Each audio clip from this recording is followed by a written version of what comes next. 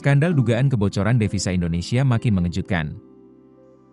Danantara mengungkap modus under-invoicing diduga melibatkan perusahaan cangkang hingga praktik memarkir uang hasil ekspor di luar negeri. Nilai kerugiannya disebut mencapai 15.400 triliun rupiah. Pemerintah mulai membongkar dugaan besar praktik curang ekspor yang disebut telah merugikan negara selama puluhan tahun. Badan Pengelola Investasi atau BPI Danantara mengungkap modus under-invoicing diduga dilakukan dengan cara memanipulasi harga ekspor hingga menggunakan perusahaan cangkang di luar negeri. Managing Director Stakeholders Management and Communications Danantara, Rohan Nafas, menjelaskan praktik ini terjadi ketika eksportir dan pembeli di luar negeri sepakat mencatat harga komoditas jauh lebih rendah dari harga pasar sebenarnya. Dengan kata lain, transaksi dibuat seolah-olah murah di atas dokumen resmi. Padahal nilai asli barang yang dijual jauh lebih besar.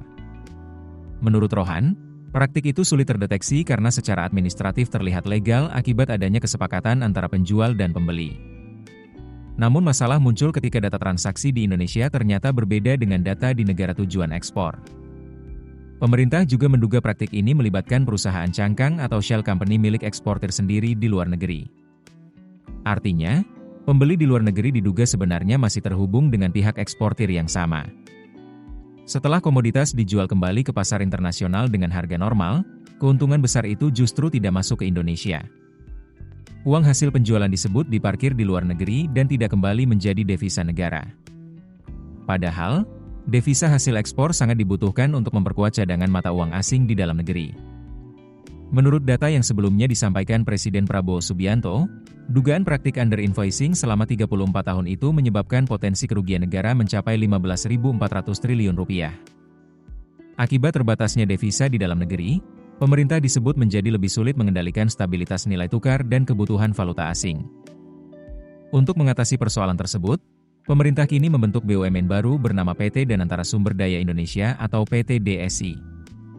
Pada tahap awal, mulai 1 Juni hingga akhir Desember 2026, PT DSI akan berfungsi sebagai perantara antara eksportir Indonesia dan pembeli luar negeri.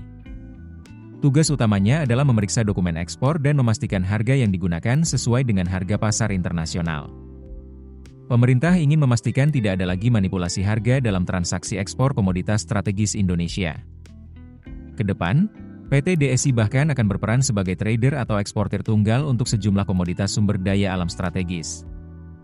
Skemanya, PT DSI akan membeli langsung komoditas dari eksportir dalam negeri lalu menjualnya kembali ke pasar internasional. Dengan model ini, uang hasil ekspor diharapkan langsung masuk ke Indonesia karena transaksi berada di bawah kendali perusahaan milik negara. Kini publik menunggu, apakah langkah besar pemerintah dan Danantara ini benar-benar mampu menghentikan dugaan kebocoran devisa yang sudah berlangsung puluhan tahun? Atau justru akan memunculkan polemik baru di dunia usaha dan perdagangan internasional? Keputusan bisnis terbaik datang dari data, bukan tebakan. Mudah berlangganan Business Insight dengan subscribe with Google.